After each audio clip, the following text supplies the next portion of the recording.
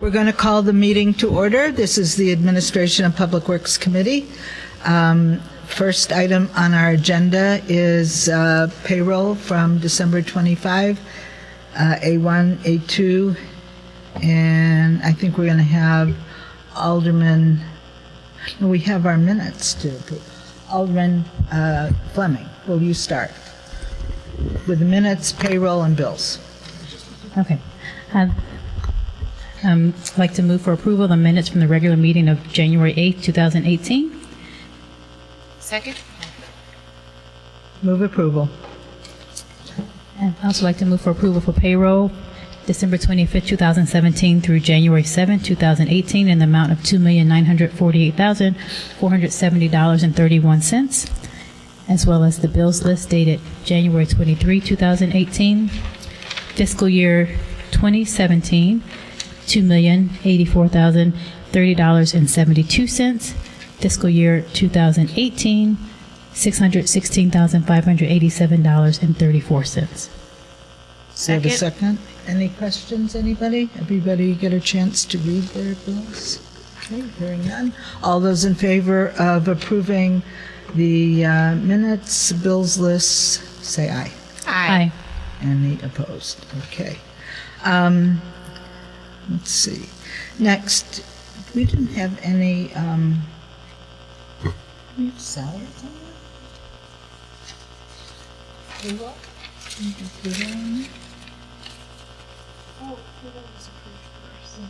Oh, okay. All right, next we have Alderman Suffredin for action. Item A3.1 is a contract for asbestos abatement at 721 to 723 Howard Street with Cove Remediation, LLC, in the amount of $38,000. Second. Any discussion on that? Alderman Suffredin. Just a quick question. Is this something that would need to be done no matter what? Even if this wasn't a theater, if the city owns the building, if we're doing this for any other purpose, we would have to do this remediation?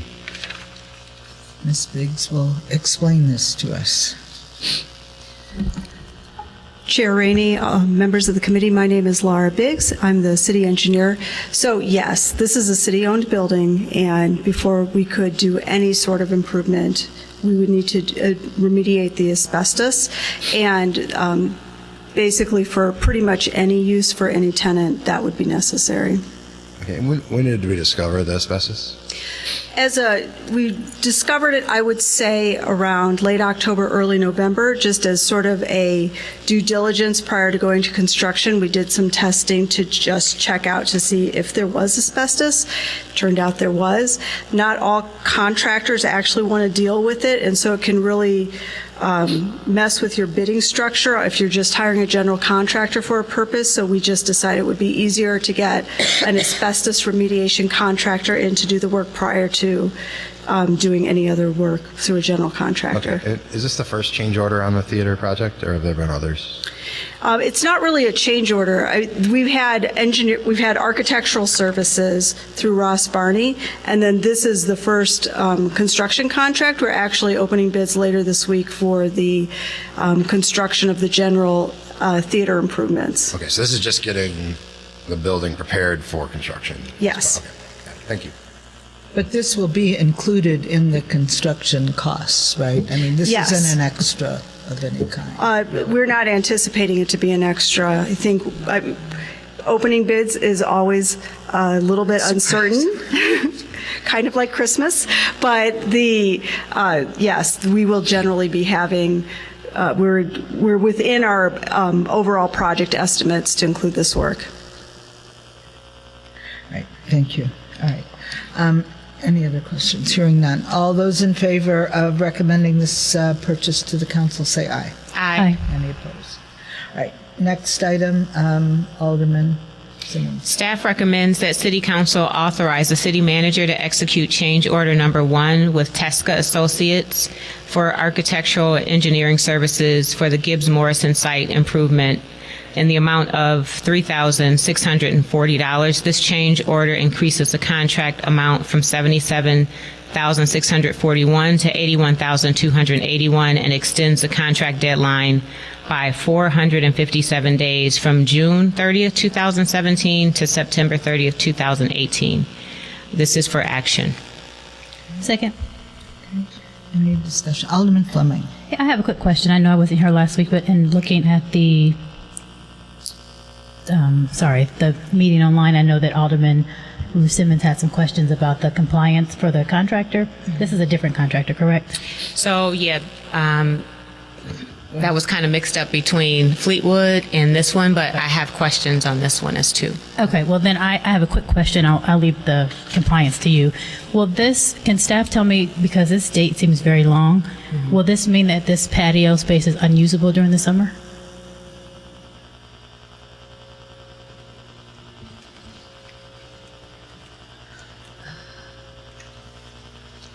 Hello, again.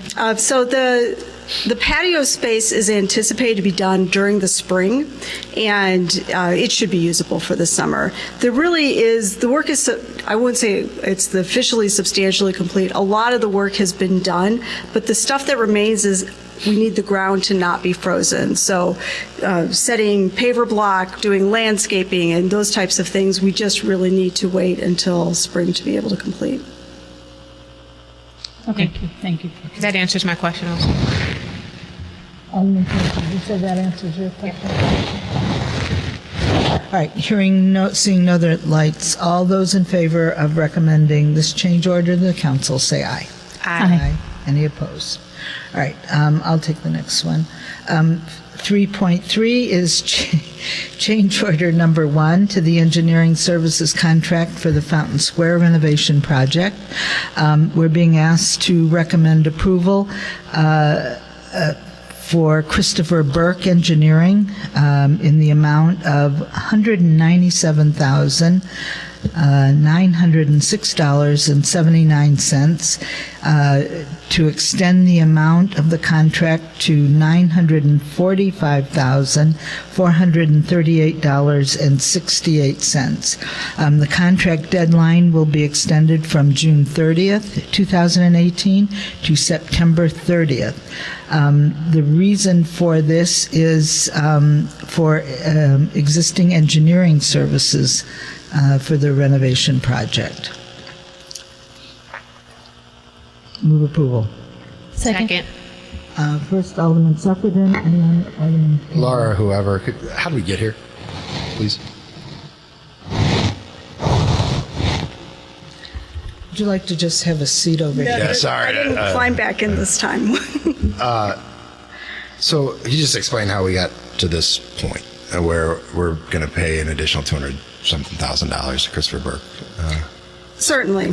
So when we awarded the contract, we actually did do reference checking and other things on the contractor, but we have had some issues with this contractor and their ability to complete the work on time. So we did do our due diligence, but unfortunately it just hasn't necessarily worked out that we were able to determine if they were going to be able to complete the work. So they have had some contract extensions that we have approved, because now that we're in the middle of doing this project, it would be challenging to switch contractors. Unfortunately, or because of the size of this project, we really need to maintain having that full-time construction observation and support as the contractor continues to work. And so that requires us, although we have gotten a time extension with the contractor that has extended through May 1st, in order to be able to continue to monitor their work, the contractor didn't cost us extra money, but Christopher Burke Engineering will cost us. Now, we do have liquidated damages in our contract. It doesn't entirely offset the cost of the additional construction engineering, but we've collected about $64,000 so far, so it will partially offset the cost. And then Christopher Burke's contract extends beyond May 1st because there will be a lot of project closeout things that have to happen, and particularly with getting the new fountain working, and there's a lot of computer programming with that, so sort of doing the debugging of that, they're going to assist with that. Okay, so we're being asked to approve $197,000. You're saying there's $64,000 that'll offset that, so the total cost that we're looking at here is like 130 something?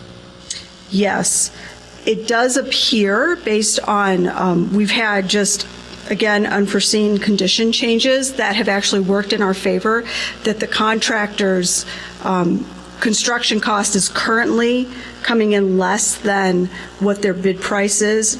Again, something else could change because we're still in the middle of construction, but but the project budget will probably not overall increase because the contractor is slightly less now than their bid price. Do you have a ballpark idea about how much business the city does with Christopher Burke? We do a fair amount. I would say we do $1 million or $2 million a year right now. Is that significant enough to ask for accommodations in situations like this?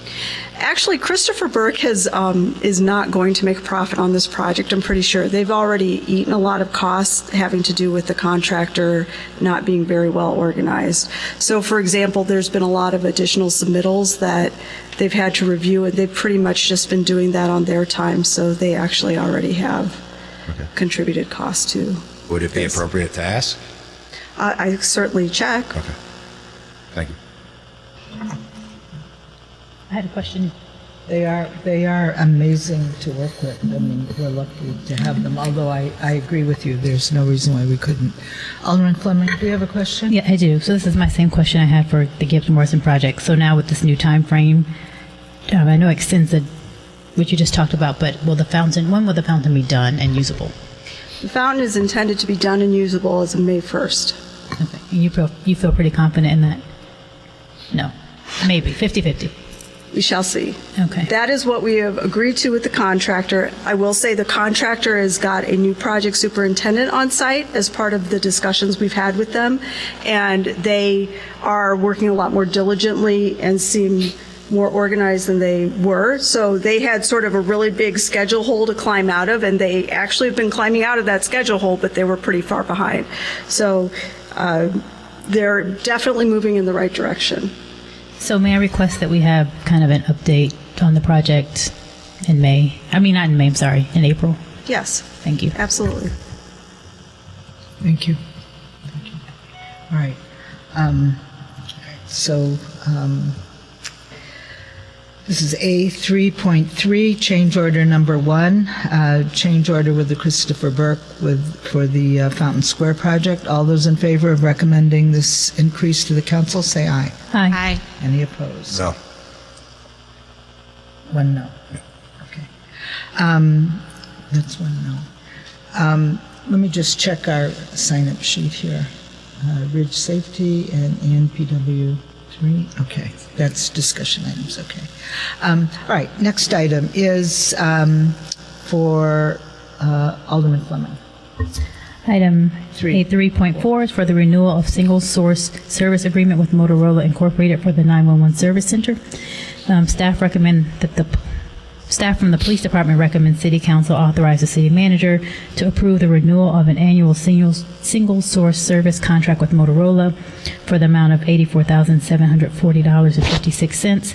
The agreement is effective from January 1st, 2018 through December 31st, 2018.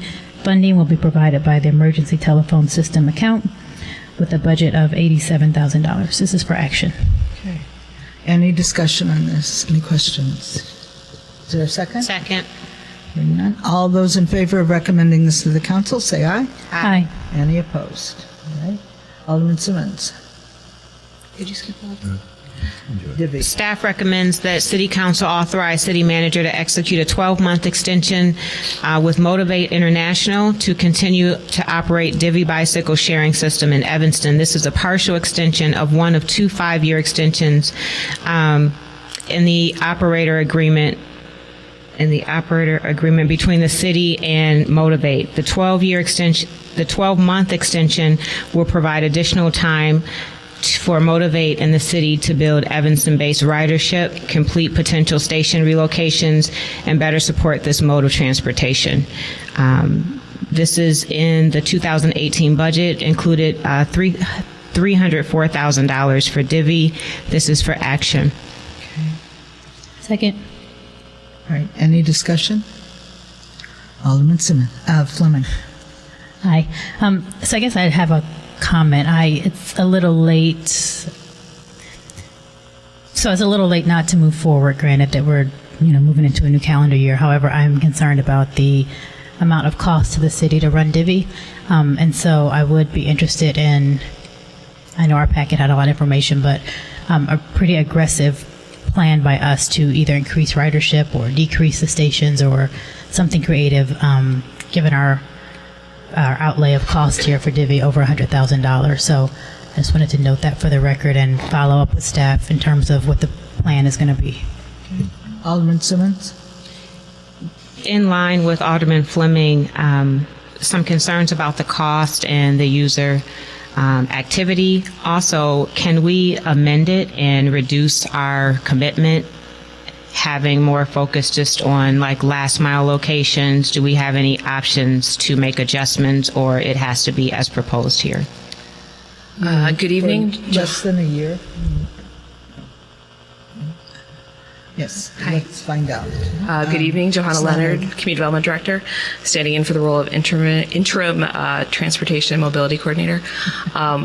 So to answer Alderman Fleming's question, one, and to, I guess, maybe answer both your questions, we really need a year to see how ridership goes, because obviously this is not typical January weather, but generally January is not the best time to ride your bike. But July and August, the summer months, are much better. So that year, to really see how the whole year proves out, is really important to stick to the year. We are working with Divvy to look at some station relocation options to see if one location might be better than another location, is even on the other side of the street better than where a station currently is. We're getting good feedback from businesses, particularly in business districts where stations are, what they're seeing anecdotally of the patterns of use. And then there's also some ability to reduce the size of the stations and relocate and move some things around there. We've only had one full year of Divvy, even though we launched in summer 2016. We've only had that 1 year of data. So this will continue to help us figure out what works best for Evanston. We also know that Divvy is looking at some of the things that they need to do to respond to the other disruptions in the bike sharing industry. I believe there was an article circulated recently about some of the dockless bikes and things that are helping people in that those last mile types of trips. How do we help those people on those short rides, or people who want to have a longer ride, but there's only a short amount of time afforded on the ticket that they've bought for Divvy? One of my constituents wrote and told me, they have no car in their home. 2 teenagers growing up, no car, which I thought was very interesting. And I'm very proud of them, and I call her the bike lady. And she provides all sorts of information regarding bicycles. And she told me, and everybody else might know this, I did not know, that the person with the most Divvy miles in town is a person who uses a Divvy bike to deliver food. A food delivery person. So, using it for employment. Makes money off of Divvy. So, we're going to really be aggressive in this. Every time you hear the news, it's about Oak Park canceling Divvy. It's more newsworthy than somebody taking on Divvy that they're canceling. And what we've heard from comparing notes with Oak Park staff and professionals in the active transportation field is that the City of Evanston has made significant investment for multiple decades in bicycle infrastructure, bike racks, bike lanes, those types of things that have encouraged a bicycle culture that make people feel safe in bicycling. While Oak Park has made some of those investments, they haven't made them to the level and awareness that Evanston has. So that has worked a little bit against Oak Park in terms of the recognition of that bike culture. They weren't seeing the same ridership, and they had that. There's a different type of rider also, because people want to access lakefront paths and cycle down the lakefront to Chicago and vice versa, and Oak Park doesn't have that same kind of connectivity that we have with Chicago. So those are things that may have worked against them. We like to think of ourselves as similar to Oak Park sometimes, or they like to think of us as similar to Evanston, but there's some dynamics with the built environment that are very different. Alderman Sufferton, you have your light on. So I had a constituent reach out expressing displeasure that there's no divvy service in the 6th Ward, and he had reached out to divvy and did not get a response. With Oak Park coming offline, does that open up some possible lower cost docking station opportunities, or should I tell the people in the northwest corner to wait for us to bring dockless online? I think we're going to explore that with divvy on very short order quickly. We don't know, we don't have confirmation from Oak Park if we can procure their stations. If you noted that the original docking stations were purchased through a state of Illinois grant, and so we only covered 20% of the cost, as did Oak Park. So we're not sure if there's obligations to the state, and these were essentially purchased with Chicago. If Chicago has some kind of first right of refusal, if they want the station. So we'll work through all those things to figure out. But what we're hearing is that there is more desire for that east-west connection for people, particularly in Northwest Evanston, who want to be able to ride a divvy bike to one of the stations or downtown and connect to transit. So this is exactly why we feel that divvy needs some additional time to prove out, because there's people like that want to connect to other resources.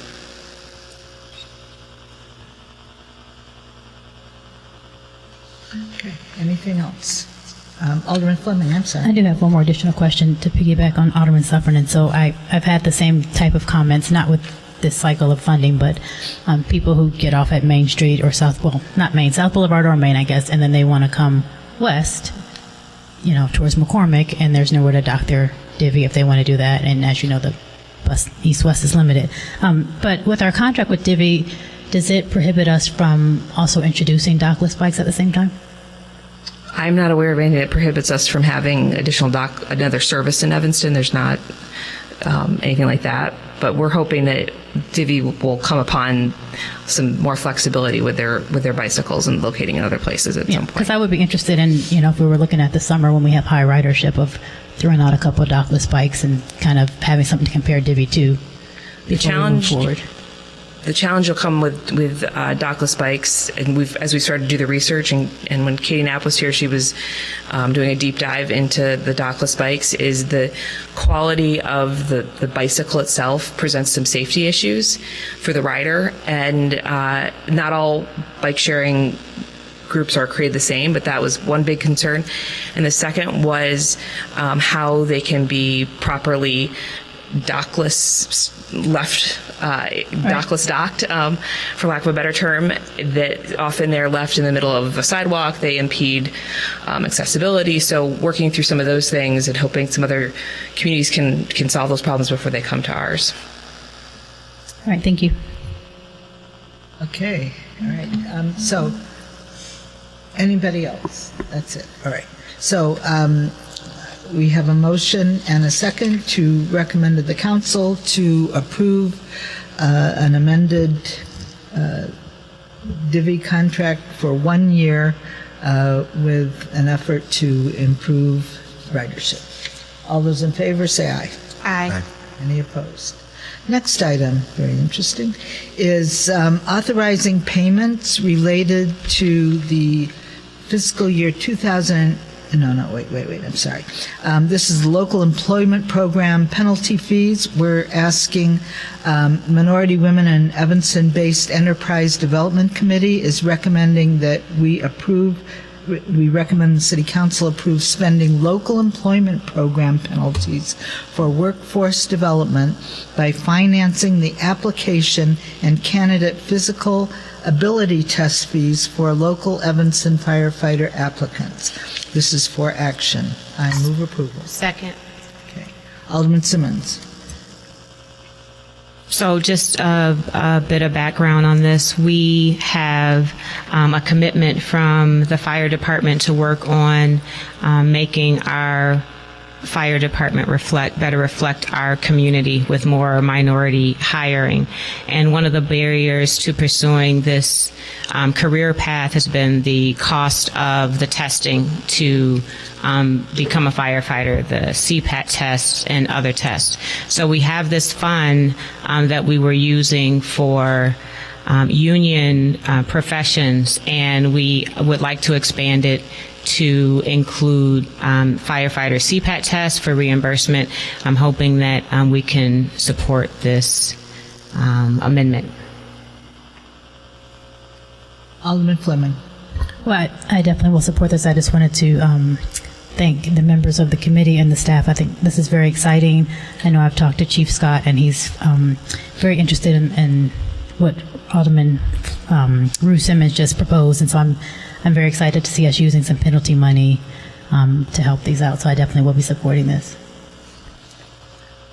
I agree. I'm so excited to hear things coming out of that committee. That was good. All right. Seeing no other lights, all those in favor of recommending this to the council, say aye. Aye. All right. Next, Alderman Fleming.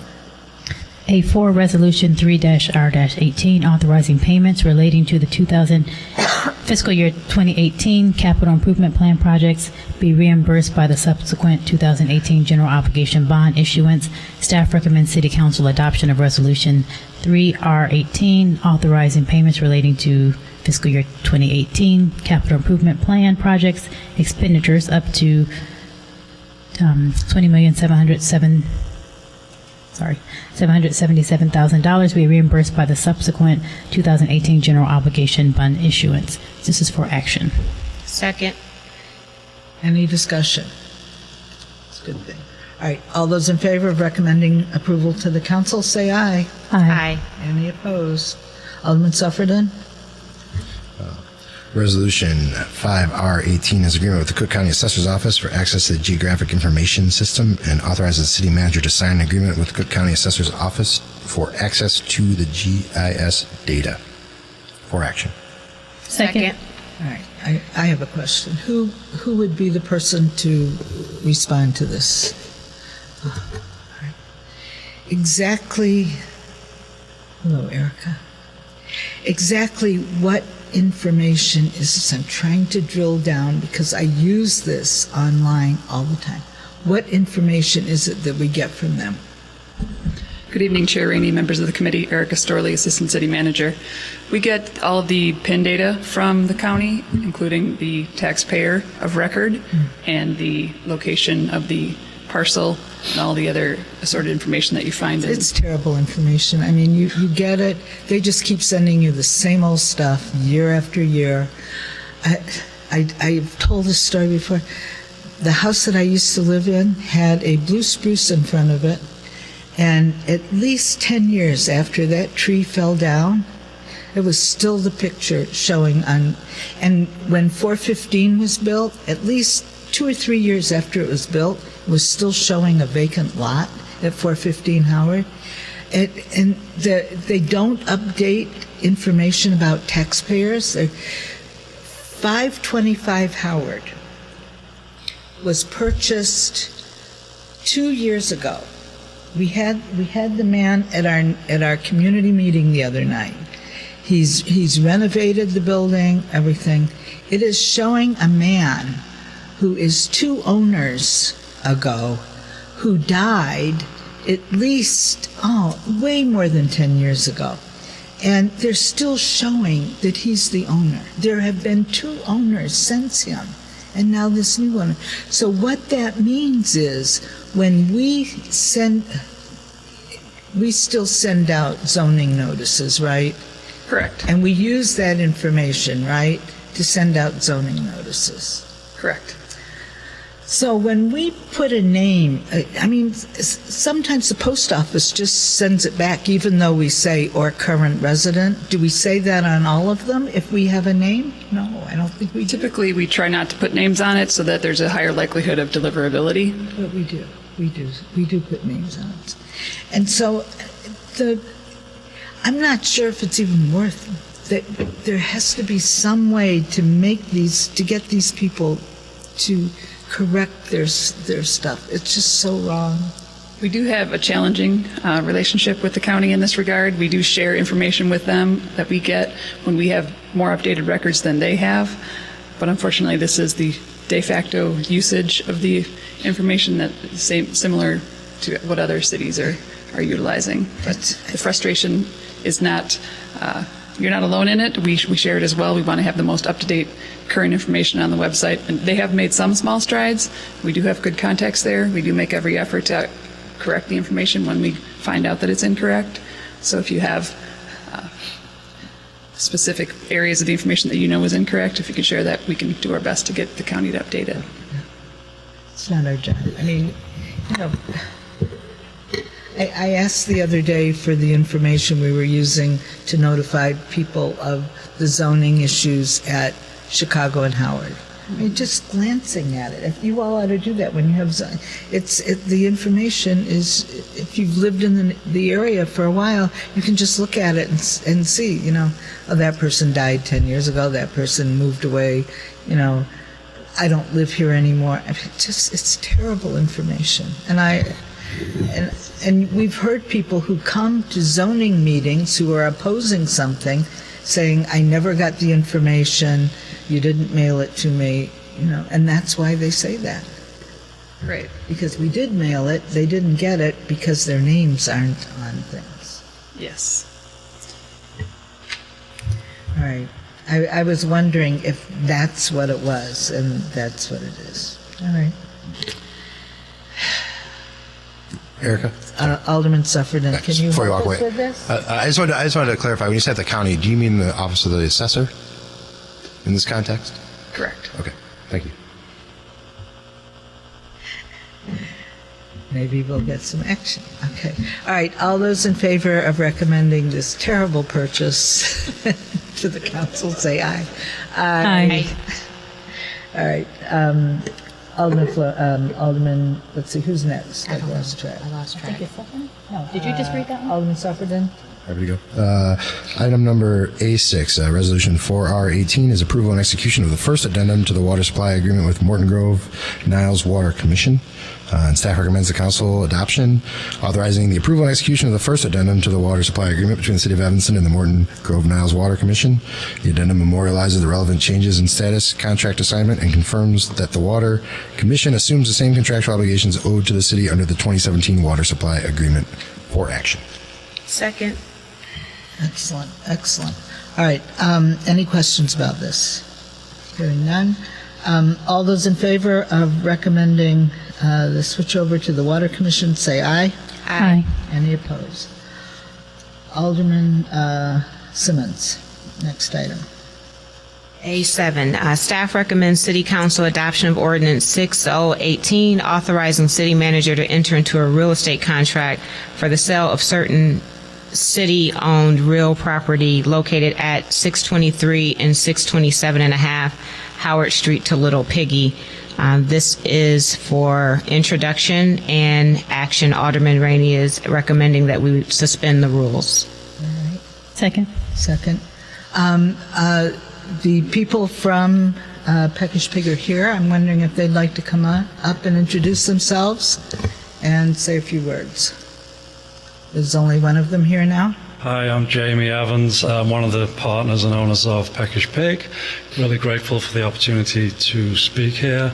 Debbie unfortunately had to leave because we have a big event tonight. It's Robbie Burns night, which is it's a big deal in Scottish culture. So we're packed right now, so she had to leave. I'm sorry. But I just wanted to say that we're really grateful that we've to have the support of the Evanston community, and we've presented in this room before in the process of getting Peckish Pig open.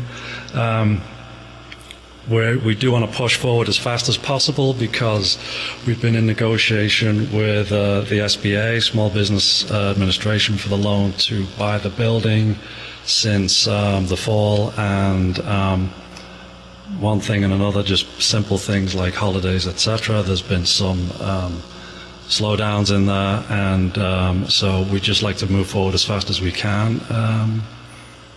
That's about the size of it.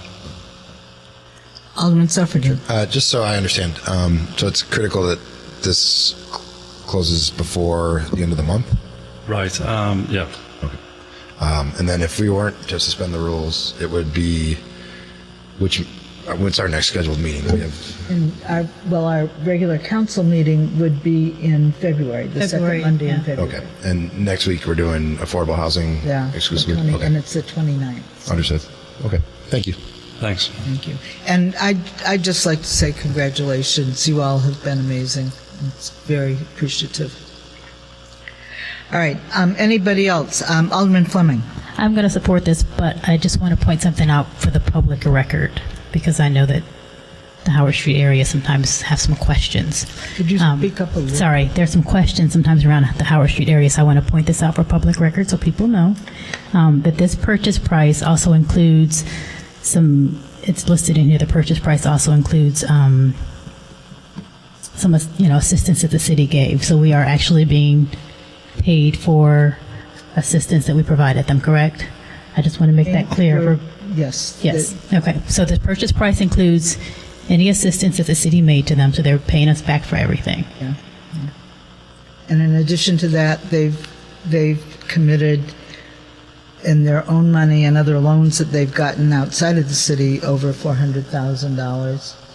And then all the money that they've generated back to the city through taxes and things, which is gravy for us.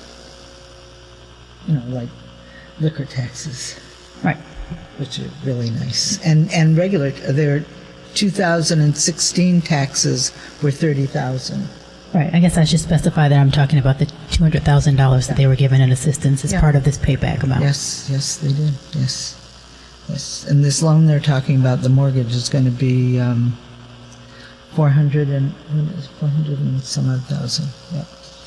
All right, so thank you for pointing that out. All right, all those in favor of recommending approval of this purchase, say aye. Aye. And suspending the rules.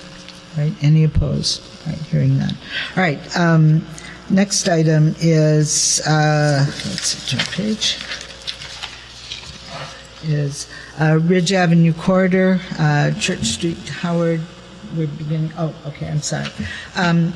Before we get into this, anybody mind if we have a speaker from the audience to talk to us about this? We're going to begin talking about the Howard Street, the Ridge Avenue corridor. Daniel Joseph, Mr. Joseph, always nice to see you. Thank you, Alderman Rainey, Alderman and staff. I'm Dan Joseph of 1510 Greenwood, and in my former life, I've worked at CTA, including driving a bus on Ridge, also instructing and training new bus operators on defensive and safe driving, including on Ridge. And I'm going to ad-lib before I read my statement. Ridge is 36 feet wide. In other words, 9 feet a lane. A bus is 9 feet wide, including mirrors. So it has zero tolerance if you try and drive in one lane, which on account of defensive driving, you do not.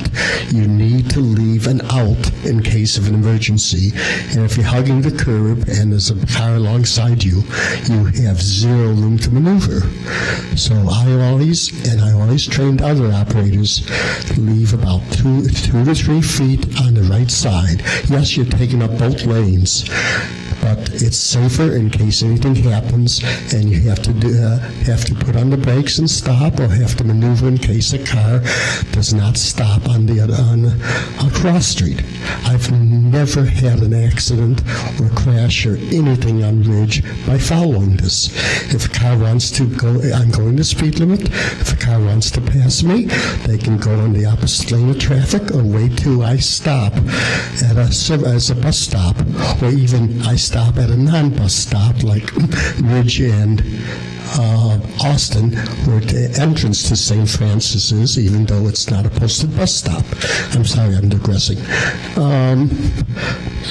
So it's The lanes at 9 feet are dangerous, and with wider SUVs and more traffic in rush hour going to 9 to 5 jobs, that's causing the problems. Ridge in Chicago is 2 lanes of 12 feet. Where does all this traffic come to when it goes to, where does all the Evanston traffic of 4 lanes go in Chicago when it goes down to 2? If Chicago only needs 2 lanes on Ridge, why does Evanston need 4? And the opposite, incidentally, is Western, which is Asbury and Evanston, is 4 lanes, yet it drops down to 2 in Evanston. If it needed 2 more, we could have it go as far as Main Street with no parking in rush hour. Would that help any problems on Ridge? I don't know. And the other thing is, you can't design roads for the peak of the peak. You can't expect as little congestion at 8 in the morning or 5:30 in the afternoon as you have as 1 in the morning or 5 in the morning. You have to expect more and expect the congestion, just like expressways are free and no traffic in the middle of the night, but in rush hour it crawls sometimes 20 miles an hour. So, in summary, there's an economic term called Occam's razor, which is if there's many ways of doing something, all as effective, choose the easiest or the simplest or the cheapest. So I would like the city to really look to reduce Ridge to 1 12-foot lane each direction with turn lanes in the middle. Where Met has that on Green Bay, it works. Yes, there's congestion in rush hour. And I would like the city of Evanston also to see if they can get from the city of Chicago the crash data on Ridge between Devon and Howard. It's 12-foot lanes, only 2, with a 25-mile-an-hour speed limit, unlike Evanston, which is 30. Thank you. And if anybody want to ask me about any of my experience driving a bus on Ridge, I'd be happy to elaborate. Thank you, Mr. Joseph. Okay, so is somebody going to make a presentation on Ridge Avenue? This is really eye-opener. Honored members of the committee, my name is Laura Biggs. I'm the city engineer. So I am here tonight to talk about some of the traffic issues we've been having in the Ridge Avenue corridor, primarily focused on the areas from Church Street to Howard Street, so this southern portion.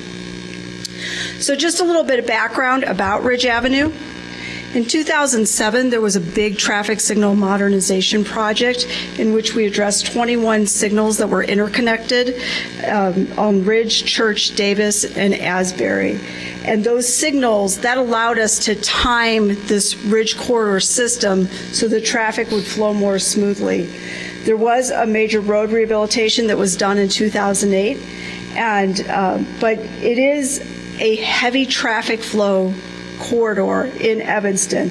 We typically see about 15 to 20,000 average daily traffic. And adding to that is that we get a lot of traffic from the side streets. So it's really a combined corridor system.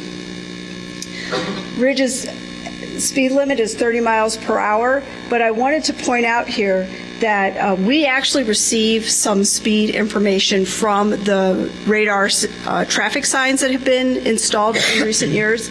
And the 85th percentile for the speed that we see when we chart it is 34 miles per hour. So that means that 15% of cars on Ridge Avenue are actually driving faster than 34 miles per hour. We also have a couple of school zones, and we do have school crossing guards related to areas near schools. So our issues on Ridge Avenue are many, but the summary is that it tends to contribute to a lot of accidents. So we have the narrow lanes, we have the lack of turn signals at some of the side streets, the traffic flow is heavy, but all of this is really contributing to basically that this is one of the areas where we have the most accidents in the city of Evanston. And here's a summary of the accident history. we looked at the history, 2003 to 2005, before all the traffic signals were interconnected and coordinated, and we were across all intersections on Ridge Avenue seeing about 143 accidents per year. And then we looked at it 2012 to 2016, which is a more recent time period, after all the improvements have been made and traffic's had a chance to settle down to the new configurations. And the average number of accidents is 145 per year, which is really not a huge difference, statistically speaking. And then in 2017, we actually did see a big jump to 154. We believe this is additional pressure from the Sheridan Road traffic. That as Sheridan Road was under construction, we did see a lot of detouring unofficially to the Ridge Avenue corridor system. And you actually do see that there are a lot of accidents that we get that are left turns off of southbound Ridge going back towards Sheridan Road. So that's part of why we believe that this is true. Unfortunately, in 2018, we are going to continue to see a high amount of traffic from Sheridan Road, as the construction starting in the spring will actually use Ridge as an official detour for part of the traffic. However, we have not silently just accepted this, because when we look at that list of intersections, several of those appear in the top 10 every year that the police department releases on its highest accident locations. So we've done a number of things. We've installed additional radar signs at 2 locations, so one in each direction around the schools as part of the Safe Routes to School program. We have tried to encourage people to turn left with the new Emerson Ridge Green Bay improvement as they come southbound, so that we want to get them off of Ridge before we get into this area of congestion.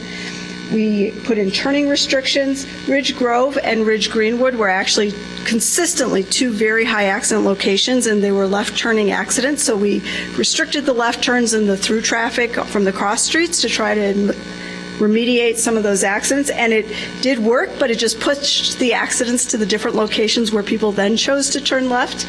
The Evanston Police Department has done a number of sting operations to try to improve particularly use of cell phones on Ridge.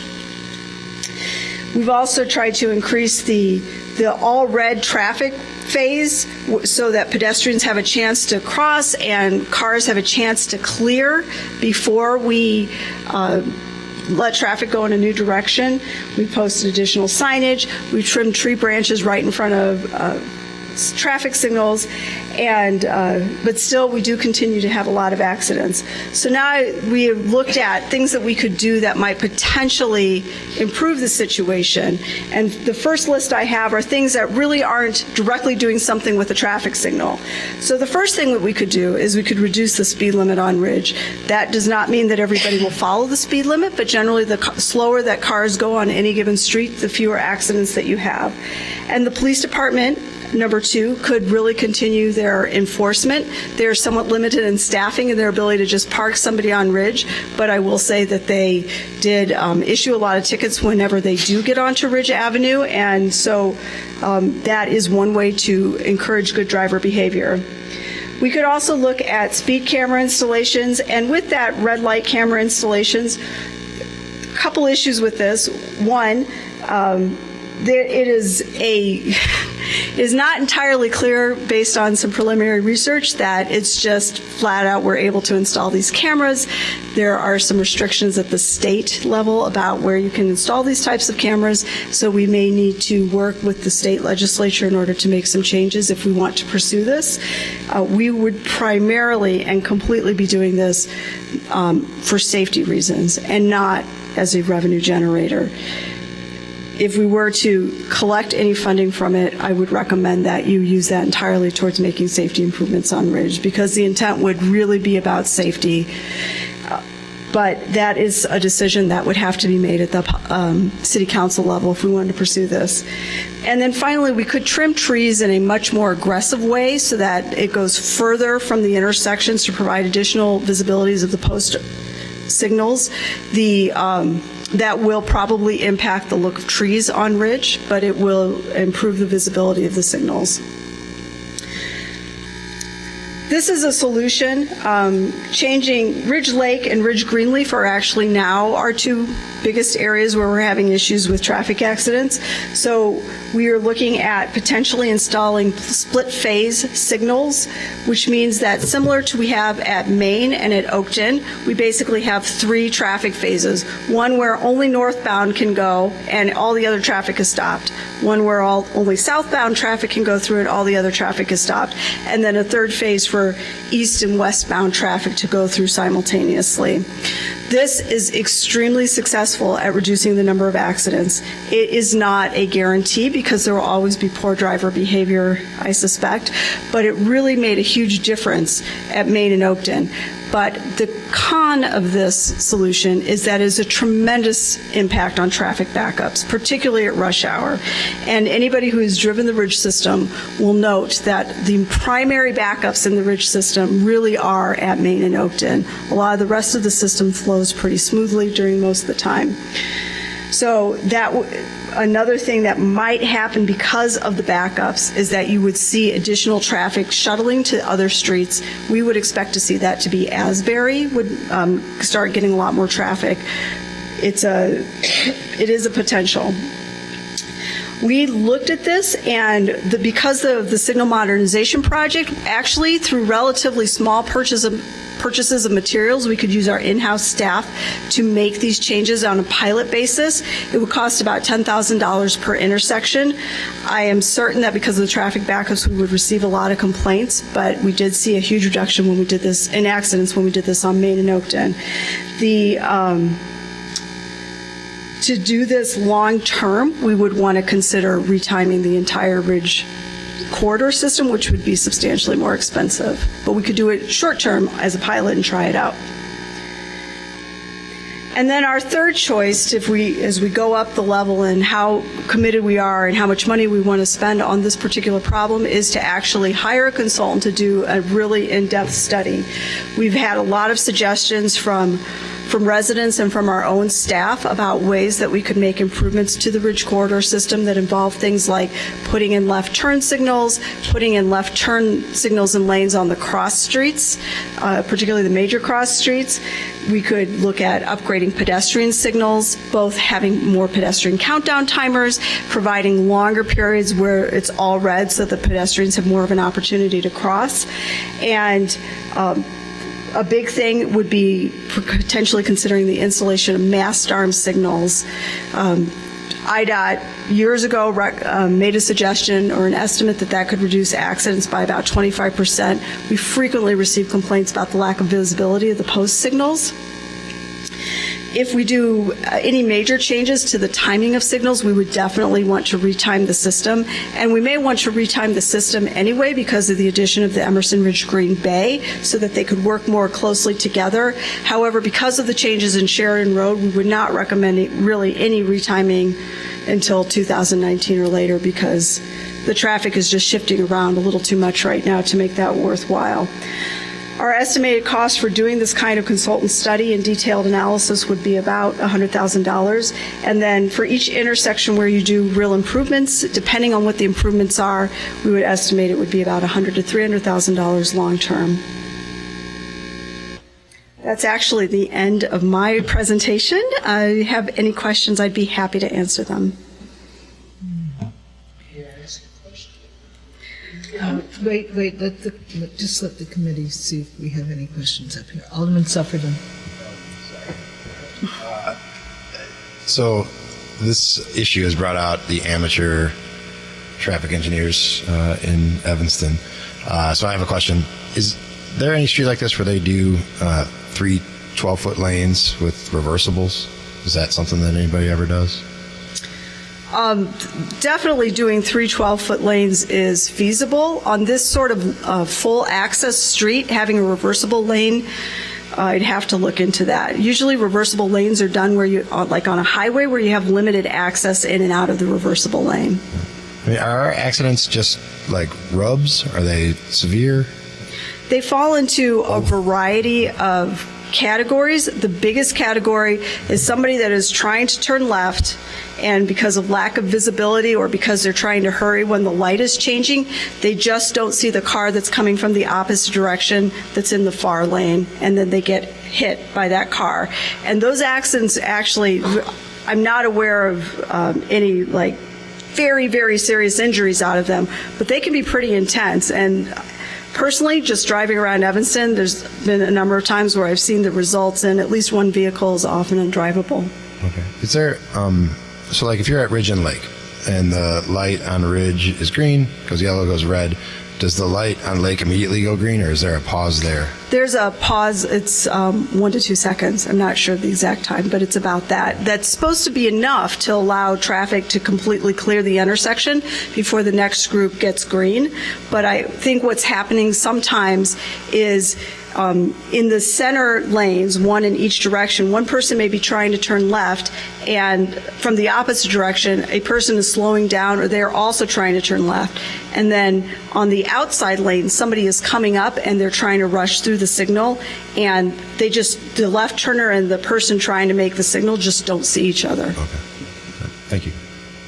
Has there been a conversation with the Preservation Commission regarding these accidents and the implication of not having mast arm lights? No, there has not. There was a conversation that was had in pre-2008, prior to the last I was there. I know. big remodel. Do you believe that a portion of these accidents would have been prevented had we had the mast arm? Yes. You do. A significant portion? Well, IDOT's recommendation was 25%. I have no reason to believe that's not true, that it wouldn't be at least 25%. The visibility of signals is poor, and we can trim trees, and that does assist, but if there's a bus dropping somebody off or a really big car that's driving slowly, the person coming along does not always see the post arm signal. Heading north from the far south end with no moving obstruction, very difficult when the leaves are out. Yes. So I don't recall a problem coming south, but going north, big problem. Alderman Fleming.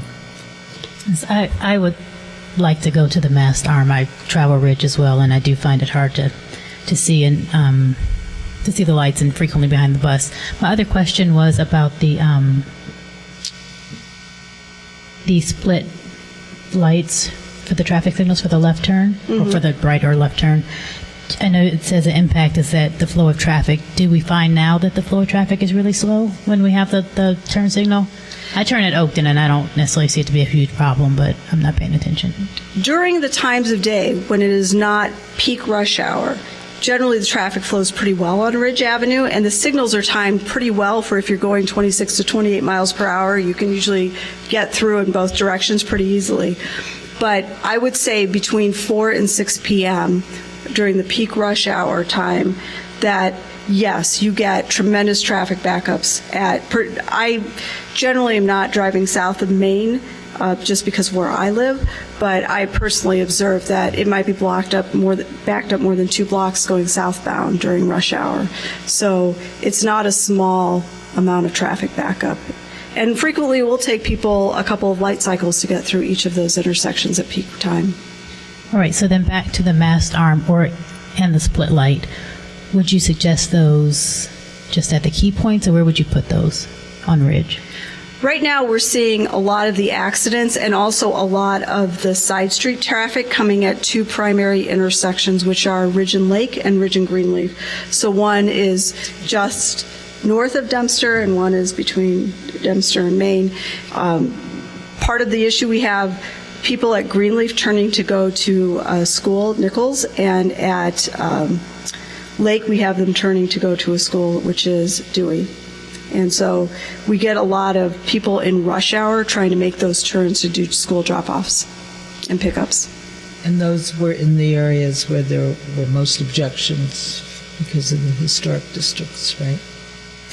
I believe so, particularly on the Lake Avenue or Lake Street intersection.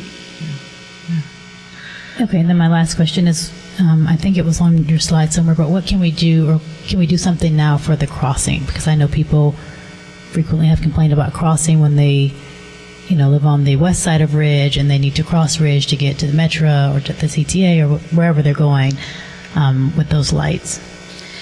We could do it at Lake and at Greenleaf pretty easily by putting in that type of split phase. Anything we do is going to cause additional traffic backups. That is not to say that I wouldn't recommend it and follow through with it if that's what people would like to proceed with. I think it's one of those things that you have to enter into with your eyes wide open that this is the negative impact, but there's certainly a positive impact from safety improvement. But past those two streets, so the other intersections, so I'm thinking like Monroe, there's a light, and then there's a light, is it Hull, Alderman Rainey, or one of those streets, and just for pedestrian crossing.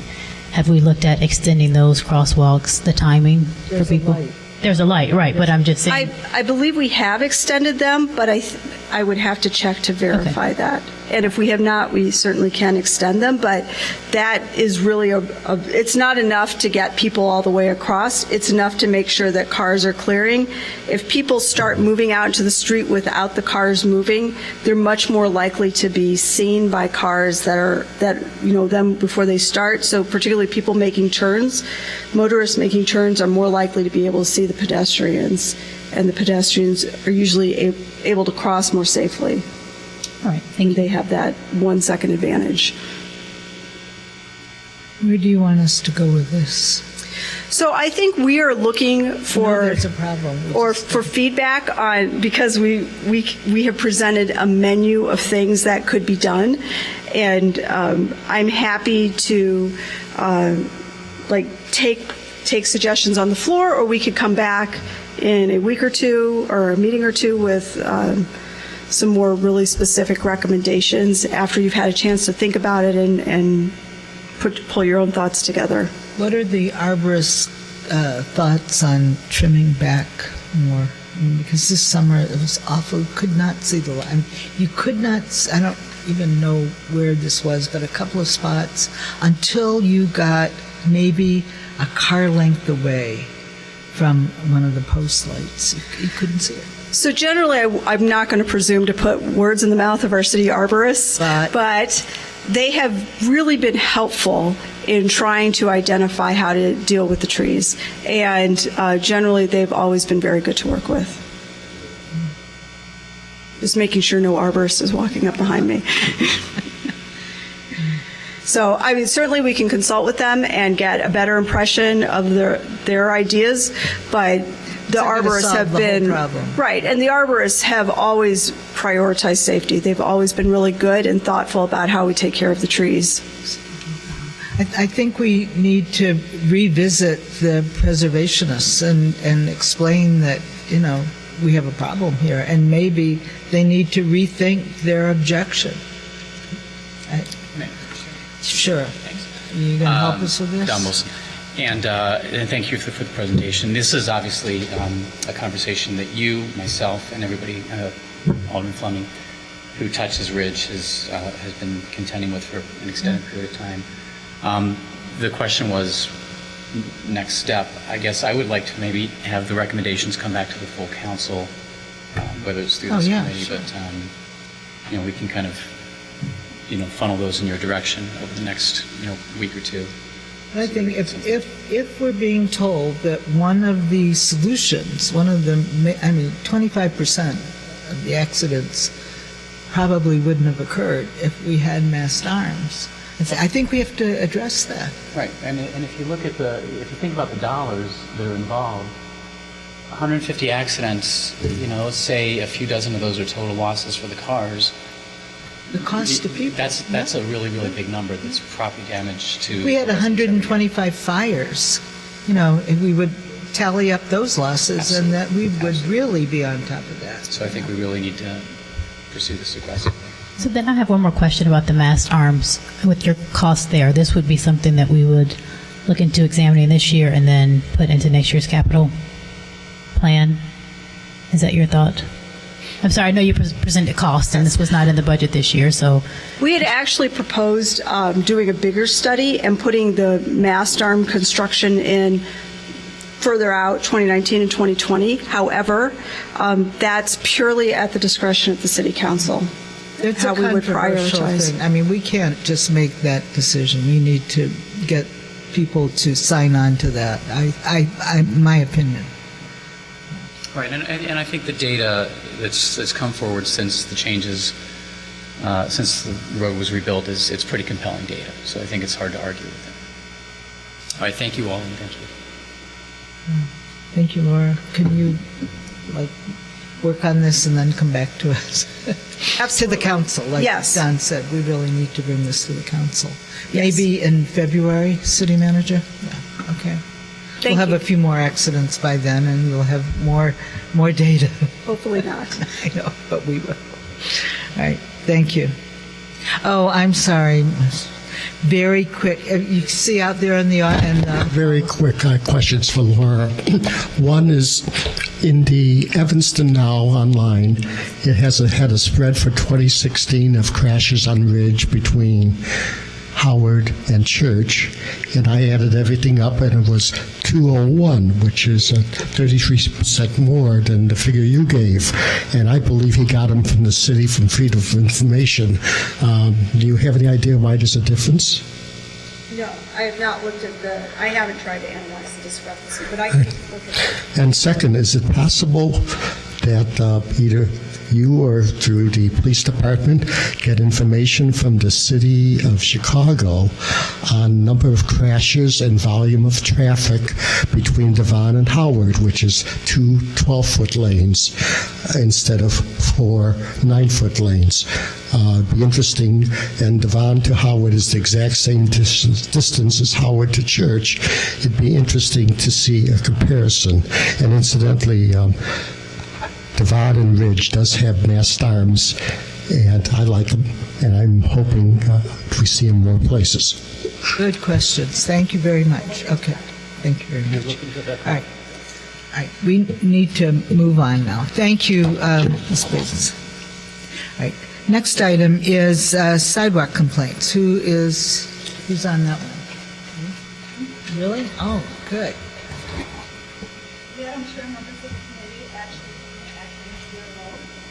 I don't think your microphone's on. Sorry. Hello, Madam Chair, members of the committee. My name is Ashley King. I'm the acting CFO. We also have Director Stoneback here if you have any specific questions. But I worked on this report with Sue Panarelli to gather the 311 data on sidewalk complaints for 2017. So in walking through the report, there were 405 sidewalk complaints received through 311 last year. And those were divided into 2 categories, but total, it was about 1.2% of the total service requests that were received by 311 that year. Putting it kind of in perspective among all of the public works requests, it was about 3.5% of the total public works requests. There are 2 separate kind of categories of sidewalk complaints. The first one was a sidewalk evaluation, and that is essentially for someone to come and help with looking at a sidewalk in front of your own property. So it's property that you own, or to be potentially included in the 50/50 sidewalk program.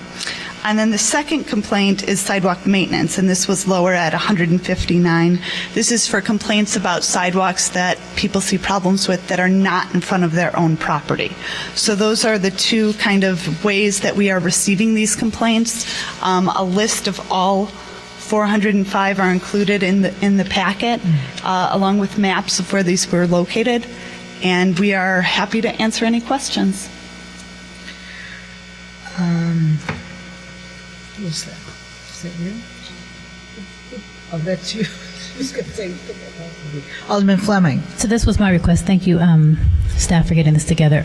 In order to move us along with the long night ahead of us, I am happy to send this back because what it is missing is I would like to know what happened with these requests. So I know, for instance, in my ward, there were several requests made about sidewalks here, there, and wherever, and some were patched, some weren't patched.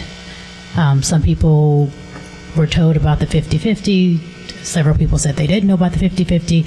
So what I would like to know is, past the requests we're getting, what happens? Do we go out and automatically patch it? Do we knock on the door and tell them there's 50-50 option? You know, so I would like that further information. Okay, so given the lateness of the hour. we Yeah, can so that's hold gonna, We hold can it and come back get a little when you have more something else. information and then Perfect. put it on. Yep. Give us all a little more time. Okay, thank you, Ursula. Sorry about that. Okay, right, the next one. All right, and the next one is the landlord rehab assistance program, the one where we discussed the 50,000. And Tina Payden has signed up for this. Would you like to come say a few words?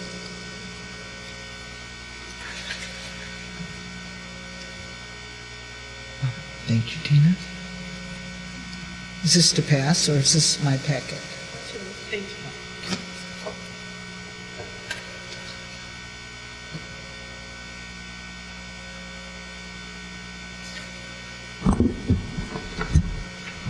Good evening, Madam Chair and committee members. My name is Tina Payden.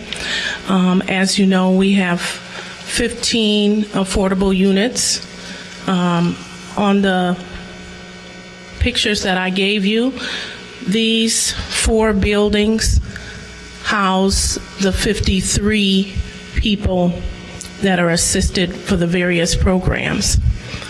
So in order for me to continue to support this 15 units and continue to afford affordable housing, I would love some assistance from you guys. Most of these buildings need new roofs, windows, and it's very expensive. As you can see from the second page, I've attached my second installment of my property bill of my building on Dewey and Howard, which was $8,000. And that included a discount from the Housing Authority of Cook County of a few $100s. I don't even make that in 1 month in these units. And then also I've attached, kind of for you, Alderman Rainey, that was the chart for the Housing Authority of Cook County and how much I'm able to charge. If you look at the chart, it says yes. So you look at the zip code 60201 and 60202, and then you can see how much you're able to charge.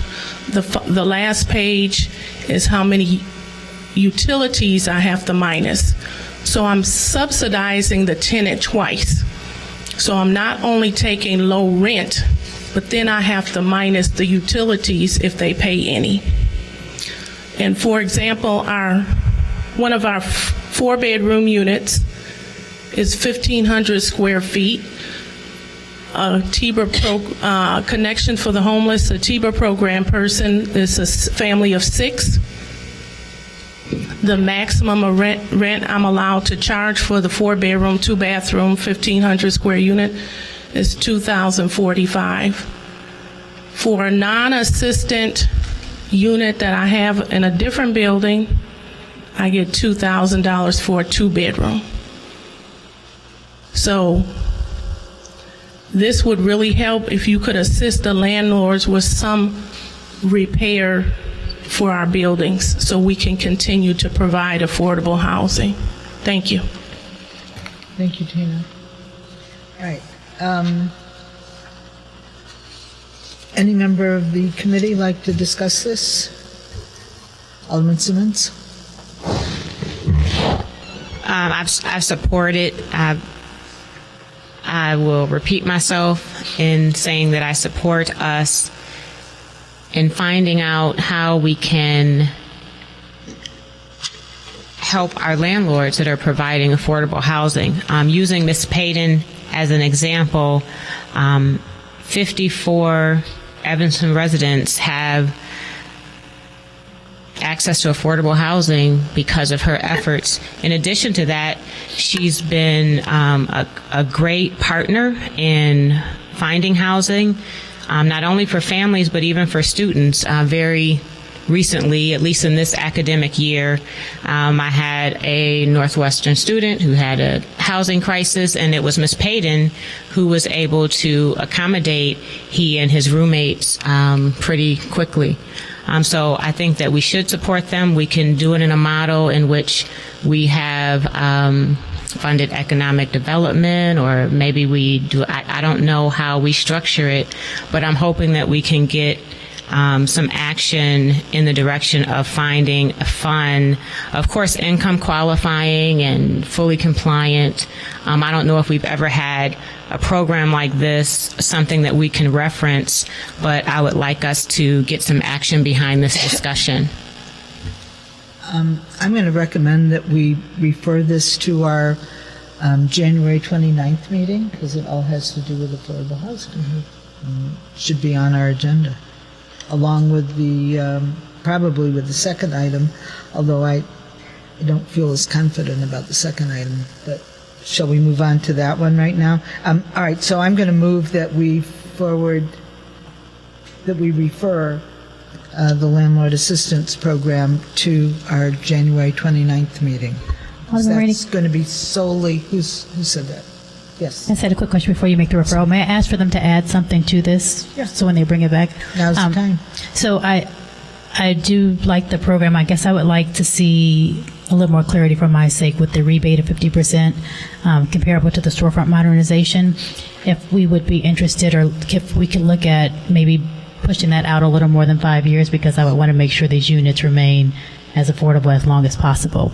So without seeing any more details, that's kind of the only thing that comes to mind for me, is if we can have this loan, not be forgivable till sometime past 5 years, so that we can make sure people aren't, if there are dishonest people, that they're not using this for the wrong thing. Well, and that's part of what we'll Right, but I mean, if the staff can maybe flesh out more of that. There's also a reference in here to the initial rent up. I mean, if we're doing rehab on a rental building, it's already rented up, so we're not talking about an initial rent up. I mean, we're not talking about vacant buildings here. So I think we need to explore what that means, initial rent up. And I'm sure what they mean is when the building comes to us, the people in the building at that time. So, but we need to clarify that. All right. So, APW 4, steps towards home ownership. Another discussion item. History of Evanston. This is a discussion item. We read the history. I think we just should leave it there and move on. Okay. Move to adjourn. Move adjournment. Second. I just notified our staff member that we have a quorum. Okay, great. Right, go ahead. Move adjournment. Thank you. Second. All right, we're adjourned, and planning and development will start just a little after 7:30.